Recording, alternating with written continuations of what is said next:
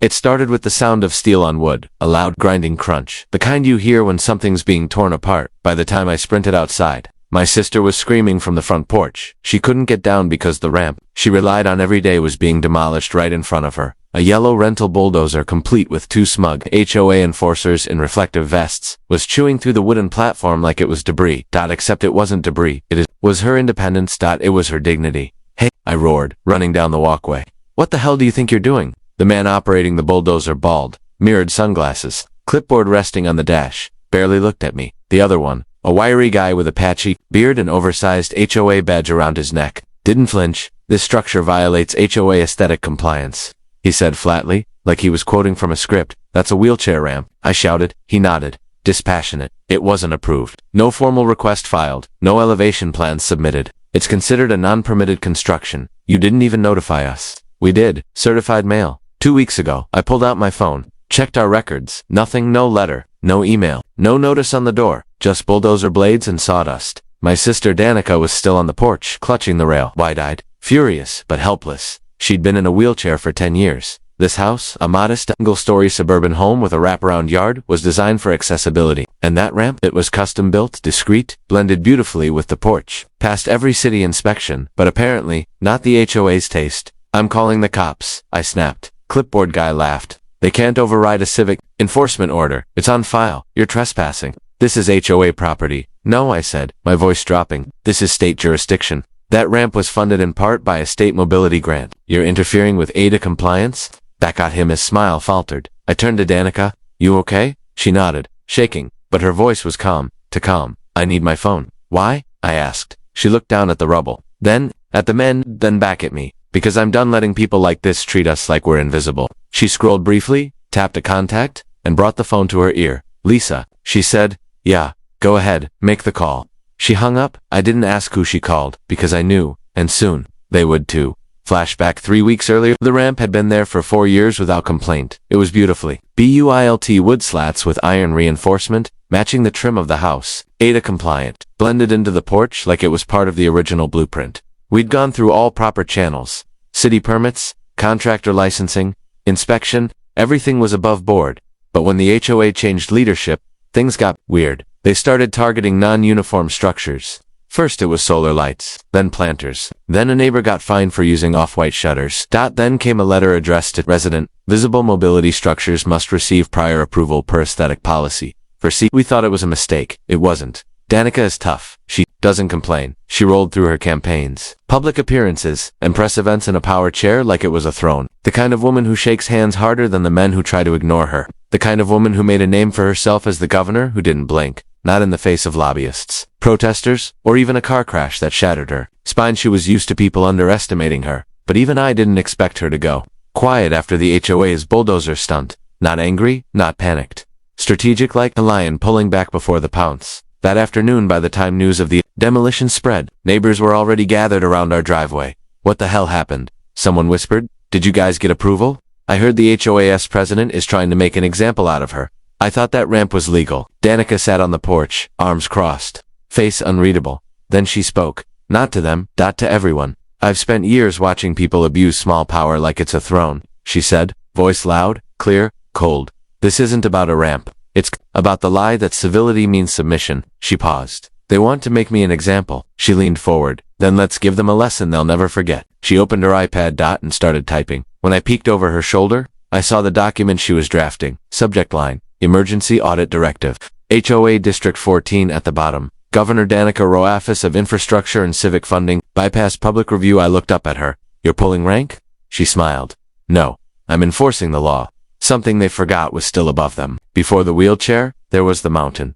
Before the press conferences and the polished speeches, there was a trail for miles of sharp incline. Up Cougar Ridge, a place Danica hiked every summer without fail. She was built for the long climb. She just didn't know, back then, how high she'd be forced to climb. Danica Rowe became governor, not because she had a silver spoon or a powerful last name. She earned it. From student council president to policy analyst, from state senator to national headline. When she pushed through the Disability Access Equity Act, she did it all with a steel spine, and later, with wheels beneath her. The accident happened during her final campaign. A truck driver, asleep at the wheel. clipped her car on a winding mountain road. She was trapped in the wreckage for nearly an hour. Spinal cord, crushed ribs, broken voice, hoarse from screaming until she blacked out. The doctors said she'd never walk again. She said, "Fine, I'll roll into the legislature." And she did. Danica didn't use her disability to earn sympathy. She used it to rewrite the rules, introduce bills that made every city building ADA compliant with penalties for known compliance, created mobility grants for home retrofitting, built a program that offered interest-free loans to caregivers for structural updates, and she never once, not once, pulled those strings for herself, until now. When she submitted the emergency audit directive, it triggered an automatic compliance check on HOA District 14. Our neighborhood's jurisdiction, that meant all community funds had to be accounted for within 72 hours. Every citation issued in the last 3 years had to be done. State infrastructure grants, tied to ADA or zoning enforcement, would be suspended during the review, but Danica wasn't looking to slap wrists. She wanted the rod exposed. That night, I found her alone on the back deck, fingers crossed over her lap, staring at the stars. "You sure this is the right move?" I asked. She didn't look at me when she answered. I waited. I gave them every chance. This wasn't just about me. They do this to people without voices, renters, elders, immigrants, disabled folks who don't push back. She turned to me, but they bulldozed the wrong ramp. Across the street, HOA President Brad McKinley was pacing in his driveway, on his phone, shouting into the screen like the volume would change the facts. His contractor was gone, his inbox flooded. And as of that afternoon, his HOA account was frozen pending audit. He still didn't know who Danica really was yet. The next morning, it hit the wires. Governor orders emergency audit of local HOA after alleged ADA violation. Sources say Governor Rowe personally involved in controversial enforcement case. The local news station showed up by noon. Neighbors peeked through. Blinds. Kids rode their bikes down to our corner. Someone from down the street offered Danica coffee like she was royalty. Brad, he issued a statement. "We take all legal matters seriously and are cooperating fully. This was a simple miscommunication." Danica read it, sipped her tea, and smiled. It's always a miscommunication after a lawsuit is pending. Flashback. Before the ramp, when Danica first moved in, the HOA had tried to make her change her front door color, said it didn't match neighborhood harmony. She ignored them. They fined her. She paid the $45 without comment and donated $4,500 to a mobility nonprofit in the HOA's name. They stopped sending color suggestions. She played nice. She stayed quiet, but that silence was never permission. She just hadn't needed to fight. Until now. She was back in campaign mode, only this time the campaign wasn't for office, it was for justice. She made calls, spoke to 2 attorneys, 3 inspectors, pulled the grant ledgers that supported our neighborhood's storm drains, street maintenance, and community pool. Then she found it, an annual $82,000 grant the HOA received under a state compliance match, which explicitly required the to honor accessibility standards in community decision-making. Guess what? They violated it. On camera. With a bulldozer. Later that evening, Danica and I were having dinner when we heard a knock at the door. It was Brad in person, wearing a cheap polo with the HOA logo and the fakest, neighborly smile I've ever seen. "I just came to talk," he said. Danica met him at the door. "I know who you are," he said quickly. "We just didn't know that I live here," she interrupted. "No, that you were. She didn't blink. "Capable, powerful, legally protected," he stammered. "No, I mean, not like that. There was confusion with the form submission. There was no form," she said. "There was no notice. There was no dialogue." Brad sighed. "Look, can we not escalate this? We're neighbors, after all." Danica leaned in, voice calm and cutting. "You bulldozed the only thing that lets me leave my home with dignity. That wasn't a mistake. That was a message. So here's mine. I don't escalate. I restructure." Brad backed away, pale. "I'll be in touch." Danica nodded. "You'll get your chance." Your lawyer. The first to break was Mrs. Healy, the quiet widow who lived 2 streets over. She knocked on our door holding a small brown envelope and whispered, "I think your sister should see this." Inside were 6 violation letters, each one more absurd than the last. A $25 fine for unauthorized garden gnome placement, a $50 fine for her lawn chair being visible from the sidewalk, a $75 fine for leaving her porch light on after 10 p.m., all hand-delivered, all unsigned, no photos, no timestamps. Just threats. Failure to comply will result in further disciplinary action and possible lien. She looked at Danica with teary eyes. "I didn't know we were allowed to say no." Danica took the letters. "You're allowed to be treated like a human." That same day, 4 more neighbors came forward. Each had their own story. Miguel was fined $100 for improper hedge trimming. Tabitha had her recycling bin confiscated for being placed out too early. Mr. and Mrs. Singh had a $300 lien placed on their property for unapproved door decorations at Diwali wreath. They all thought they were alone. That's what the HOA wanted. Isolated targets. Quietly bullied into submission, but Danica's investigation was pulling the curtain back. She met with the state compliance auditors on Zoom that evening. They were shocked. The HOA had submitted pristine financial reports for 5 years. Everything. Perfectly balanced. Nothing suspicious. But the real records, the ones Danica requested directly from the bank, told a different story. Over $19,000 in unaccounted fees, labeled civic enforcement discretionary. What was that money used? For private security camera installations, volunteer stipend reimbursements for Brad and his inner circle, even a rental SUV wrapped in vinyl that said, Neighborhood Patrol HOA Division. It wasn't enforcement, it was an ego trip funded by intimidation. Danica didn't need to slam her fist on a podium. She just sent an email. Within 24 hours, the state froze the HOA's grant access indefinitely. The community pool shut down. Street sweeping paused. Sidewalk repair projects were halted. And a notice was issued to every homeowner. A full compliance audit is underway. No new fines are enforceable until further notice. Brad panicked. He called an emergency board meeting, but this time, it wasn't in the usual private clubhouse. Danica made sure of that. The governor's office requested open access to any HOA hearing affecting homeowners during audit status. Legally, the HOA had to comply. So that Tuesday night, every seat in the rec center was filled, and the board sat sweating under fluorescent lights, while the neighborhood watched. Brad tried to open the meeting like normal. Let's start with approval of last month's minutes. Danica stood up. Point of order. Brad squinted. You don't have standing here? She held up a folder. This audit gives me oversight on all funding discussions related to state-supported infrastructure. He tried to wave her off, so she slid the folder down the table. Inside were copies of misused grant disbursements, names of board members who signed them, and a list of residents falsely fined under fabricated policies. The room went silent. Then Tabitha stood. I was fined for hanging wind chimes. They told me it was audible pollution. Laughter broke out. Miguel added. I got written up for grilling too close to my fence. Mrs. Healy stood too. I paid those fees because I thought it was real. I thought I was the one breaking the rules. Danica turned to the board. You created fear. You profited from silence. But you forgot, silence ends when someone listens. One board member, a nervous man in a beige jacket, looked like he might cry. I didn't know, he muttered. Brad told us the money was for sidewalk paving. Danica nodded. You still have a choice. Resign, or stay and be audited like him. He stood and walked out. 2 others followed. Only Brad remained. He looked around the room. No allies left. Just neighbors with phones out, cameras rolling, and the sound of his control collapsing. The next morning, HOA board member elections were suspended pending fraud investigation.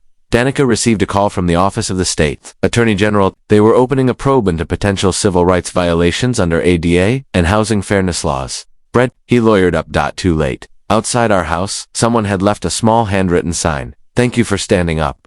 Danica smiled, holding it in her lap. It's never about how loud you shout, she said. It's about how far your echo carries. The next morning, the sidewalk outside our house looked like the start of a protest. WASN single quotes. It was just people, neighbors, ones I'd never even spoken to before, came by with flowers, food, folded letters, and handshakes. They came not to pity my sister, but to thank her, because in the space of just a few days, Danica had done what none of them could. She made them feel seen. Across the street, Brad's house had gone dark. No porch lights. No car in the driveway. Rumors were flying. He left town. No, his lawyer told him to stay silent. I heard he's being investigated for misusing HOA funds to pay for his kids' tuition. Danica didn't care for gossip. She cared about impact. So instead of celebrating the fall of the HOA's little tyrant, she turned her focus to something else, fixing what they broke. The first thing she did, schedule a town hall. For everyone, no closed doors. No secret agendas. No one above the mic. It was hosted in the local library auditorium, and it was packed to the back wall. I watched from the edge of the room as Danica wheeled up to the front, wearing a navy blue blazer with a tiny gold eagle pin on her collar, the same one she wore during her inauguration. The room fell silent. Then she said the first words I'd heard her say in public since the ramp was destroyed. Some people lead through fear, but leadership isn't about control. It's about community. She didn't mention Brad by name. She didn't need to. Instead, she opened the floor, and one by one, people stood up. A teenager spoke about being threatened for playing basketball in his own driveway. A father talked about being fined for placing solar panels on his roof. A disabled veteran revealed how the HOA had rejected his request for a service dog ramp. They said it made the house look institutional, he said bitterly. Danica just nodded and kept taking notes. For every story, she promised the same thing. It ends now, and it won't happen again. Outside the library, a small news crew was waiting. They'd caught wind of the audit. Now they had a story. Governor intervenes in local HOA corruption scandal. Mobility ramp bulldozed. but neighborhood rebuilds under new leadership. That night Danica's face was on the 7 o'clock news, not as a politician, but as a resident, and it changed everything suddenly. Other HOAs across the state started getting nervous. Danica's office reported that nearly 20 separate communities had filed complaints asking for their own audits. Some even asked for help removing their boards. The echo had carried. But not everyone loved it. Brad, now silent and under investigation, released a statement through his lawyer. My client maintains that all enforcement actions were conducted legally and within the HOA's discretionary guidelines. The governor's involvement constitutes a political overreach. Danica simply replied, "This isn't politics. It's personal." And she meant it. Then came the twist nobody expected. The contractor who demolished the ramp, the man in the bulldozer, reached out. His name was Eli. He showed up, hat in hand, eyes low, asking to speak to Danica face to face. "Ma'am," he said, "I didn't know who you were. But more importantly, I didn't know what I was doing." Danica tilted her head. "You didn't know you were destroying a wheelchair ramp?" "I mean, I knew what it was, but I was told it was unpermitted, that it was just temporary construction." "Did it look temporary?" "No." "Then why'd you keep going?" He hesitated. "Because the HOA paid in cash. I don't ask questions when they do that." Danica nodded slowly, then did something that surprised even me. She reached into her folder, pulled out a document, and slid it toward him. State contractor violation immunity form. If he testified to what the HOA instructed and how they paid him, he'd be protected. As a whistleblower. Eli signed it, and with that one signature, Brad's whole defense crumbled. The next few days were a blur. State investigators issued subpoenas for financial records. Several HOA board members resigned publicly. A new interim oversight committee was formed, and for the first time ever, every seat was filled by regular residents. Danica didn't take a seat. She didn't need to. She'd already done her part. But the community asked her to speak one more time. During the committee's first open session, she rolled up, nodded to the crowd, and said, "You don't need a badge to lead. You don't need a title to fix what's broken. You just need to know your rights and be willing to fight for your neighbor when they forget theirs." Outside, someone had placed a wooden ramp leading to the committee building entrance. New, smooth, brightly stained. A small sign next to it read, "Built in her honor, so we all can move forward." Danica smiled, then whispered to me, "That's all I ever wanted. For us to move forward, together." They thought the ramp was just wood. They thought the woman who rolled up it every day was just another homeowner. It was just another homeowner. But now, the entire HOA district was sitting under a metaphorical wrecking ball, and the woman they'd tried to silence held the rope. Danica didn't swing it blindly. She measured every step, calculated every move. "We don't burn down corrupt systems," she told me. "We defund them until they can't abuse anyone ever again." The morning after Eli signed his whistleblower statement, Danica filed a state-level reallocation order. It was a quiet action, no press release, no cameras, just a signature on a digital form. That single form did three things: pulled $82,000 in ADA compliance grant funds from the HOA's control, frozen all scheduled infrastructure matching funds, including their storm drain maintenance and park upkeep, flagged the HOA as non-compliant and public accessibility, which triggered automatic statewide review of their past 3 years of grant-supported projects.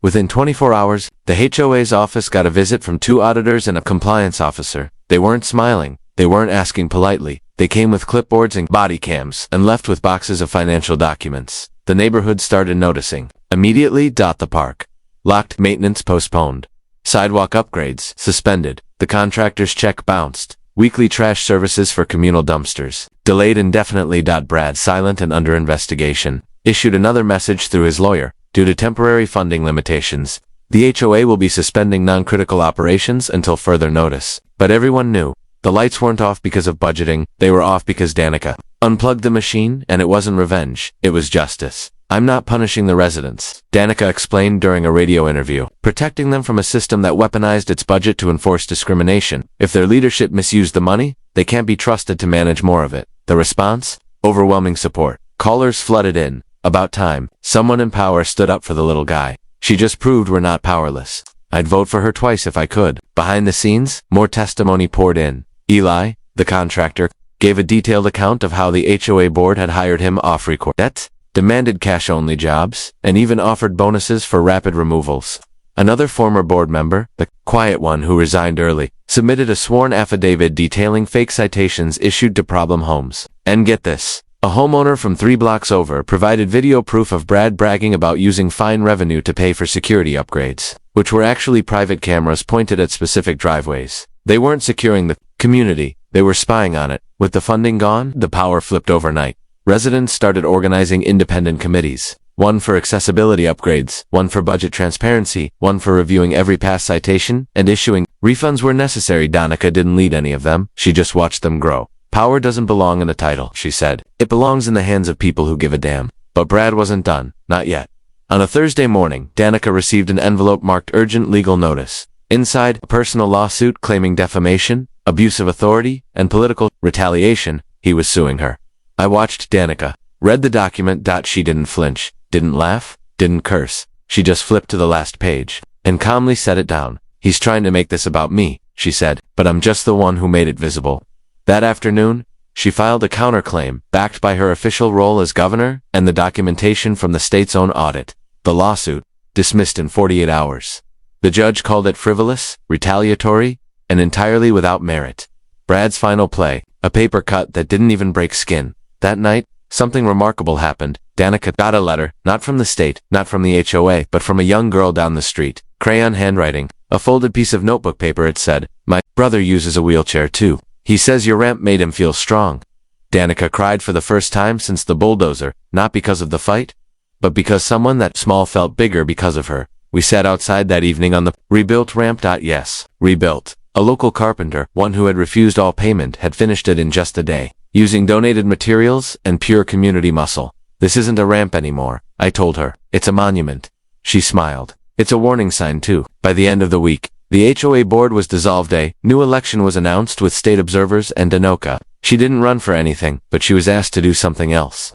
Speak at a national housing conference about enforcement, overreach, accessibility, and how communities reclaim their rights. She agreed. On one condition: let me roll onto that stage without a lift. Build me a ramp. Danica didn't ask to be a symbol. She didn't want her face on billboards or magazine covers. She didn't want the national spotlight. She just wanted to leave her house in peace. But when people found out what she'd done, what she'd stopped, she became more than a homeowner with a broken ramp. She became a reckoning. The first public hearing was scheduled on a Monday morning, 10 a.m. sharp, in the grand rotunda of the state capitol. Danica arrived early, not with an entourage. Just me, pushing a small wheeled briefcase and a folder marked public record testimony. The room was already buzzing. Lawmakers, reporters, HOA representatives from across the state, even a few high-profile developers. And in the middle of it all, the woman they bulldozed. When her name was called, she rolled up to the podium calm, steady, composed. The chair squeaked slightly as she stopped. The crowd went silent. Then she spoke. "Good morning. My name is Danica Rowe. I live in District 14, and I serve as the governor of this state, but I speak to you today not in my official capacity, but as a resident who had her freedom dismantled with a bulldozer." A camera shutter clicked. Several pens froze mid-air. Danica paused. "This isn't about a ramp. It's about how power, when unchecked, becomes cruelty. It's about how local leadership, in the absence of oversight, can evolve into something oppressive. Quietly, legally, even politely." She held up a photo of her destroyed ramp, then another of the rebuilt one, stained golden in the afternoon sun. "This was never supposed to be a story, but when they came for me, they woke up everyone they'd ever silenced. And now, we're done being quiet." That speech aired on 3 networks that night. It trended online before lunch. Governor ramp, #Horform She rolled so we could walk, but the real blow to the old guard wasn't public opinion. It was law. Following her testimony, the state legislature introduced 2 new bills, both backed by bipartisan support.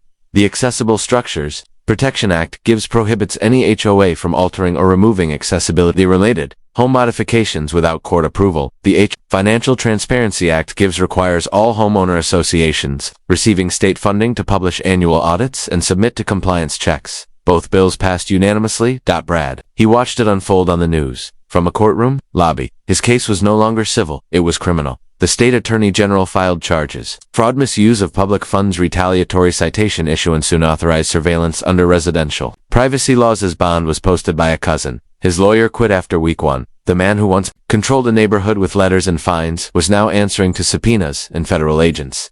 Back in our community, something unexpected happened. Kids started drawing chalk ramps on the sidewalk, colorful little paths leading nowhere, next to stick figures in wheelchairs with capes. One said, "Miss Danica can fly." Another, "This is what power looks like." People who once feared the HOA now openly defied it. Old violation letters were turned into origami birds and strung like decorations across front porches. Some residents wore shirts that said, "Unauthorized lawn chair, fight me." But Danica, she didn't gloat. She got back to work. She started holding weekly community clinics, open meetings where residents from other neighborhoods could come ask questions, get help reviewing HOA rules, or start petitions for fairer elections. What began as a one-time session turned into a statewide movement, and she never took a dollar. She refused to turn it into a campaign. Some things should be done without chasing votes. She said otherwise they become performances, not protection. The press tried their best to spin her into a narrative. The wheelchair governor who brought down a tyrant from ramp to reform, how one woman changed everything. She lost a ramp. The HOA lost everything. But Danica declined interviews, unless they focused on community solutions, not herself. She said it best at the next town hall. It's not about me, it's about we. It always has been. The HOA board was officially replaced by court order. A new charter was drafted this time with direct homeowner input. And yes, the new rules included a permanent ramp protection clause, a budget oversight panel made up of 5 elected residents, a public transparency portal where anyone could view where fees were going for the first time in a long time. The neighborhood didn't feel like a prison. It felt like a place people actually wanted to live. One night, I found Danica sitting on the new ramp, not rolling, not working, just watching the sun dip behind the rooftops. I sat next to her. Looks better now, I said. She nodded. It's more than a ramp now. It's a scar. We turned into a bridge. 6 months later, they named the law after her, the Roe Act. The bill passed 51-0 in the state Senate, 118-0 in the House. Its core provision was simple. No structure designed to improve physical accessibility, including but not limited to ramps, lifts, railings, widened walkways, or automatic door systems shall be altered, removed, or obstructed by any civic neighborhood or private association without medical review and court approval. But what made it revolutionary? It didn't just protect homeowners, it protected renters, people in mobile homes, people in apartments, people without lawyers or titles or connections. And it existed because Danica refused to stay quiet. The day the governor signed it into law, Danica stood next to her, not behind. Not to the side, next to her, as an equal. The signature was broadcast live, and as the ink dried, the governor looked at Danica and said, "This ramp may have been built for you, but this law was built by you." The cameras flashed, people clapped. Danica smiled, but not for the attention, for the result. She turned toward me and whispered, "Okay, now I can rest." Back home, our neighborhood looked different. The fences didn't feel like barriers anymore. The sidewalks no longer felt like surveillance zones. The mailboxes weren't filled with threats, and every ramp, all 3 newly built ones on the block, had tiny plaques nailed to the base that read, "You belong here." But not everything was fixed. Brad's trial was still ongoing. 2 former board members had been fined. One was barred from ever holding a board position again. The HOA was still repaying $47,000 in restitution to residents wrongfully fined. It wasn't perfect justice, but it was a start. Danica didn't stop. She wrote a short guidebook, free to download, titled, "Know Your Neighborhood Rights, a Resident's Defense Manual." It was just 30 pages. No big words, no legal fluff. Just real language for real people. It spread like wildfire, first in our state, then out of it, by the end of the year. For other states were reviewing their HOA statutes. One senator from California even quoted Danica's ramp story in session, holding up a photo during debate. The caption underneath read, "They bulldozed a ramp. She built a movement." But the most powerful moment didn't happen in court or the Capitol. It happened quietly in the middle of a normal Tuesday on a street corner in our neighborhood. Danica and I were walking rolling and walking past the community playground when a small boy ran up to us, maybe 6 years old. He had braces on both legs and a walker covered in superhero stickers. He pointed at the ramp leading up to the jungle gym, one of the newest ones installed with the community accessibility grant Danica helped push. Then he looked up and said, "My mom said you're the reason I can go up there." Danica smiled. "You like it?" He nodded. "It's the best ramp in the world." Then he asked, so innocently, "Can I be a ramp builder too?" Danica's eyes welled up. She crouched, not because she had to, but because she wanted to meet him at eye level. "You already are," she said. "Every time you speak up, every time you roll forward, you're building a path for someone behind you." The boy beamed, then raced off that evening. Danica added one more line to her guidebook, the last page. Just 6 words. "Never wait for permission to rise." Epilogue: the ramp, at our house, still stands, rebuilt, reinforced, sealed in memory, but it's not the wood that matters anymore. It's what it represents. That when the system tries to silence you, when the gatekeepers weaponize rules against the people who need protection most, when they show up with paperwork and bulldozers, you don't bow, you don't run, you build. Because sometimes, the best way to fight back isn't with fire, it's with foundation. And Danica. She still drinks tea on the porch, still answers emails from residents across the country, still says she's just a neighbor, but every now and then, when she wheels down the ramp with the sun behind her and the breeze lifting her blazer, you can see it. She's not just a survivor, she's a blueprint.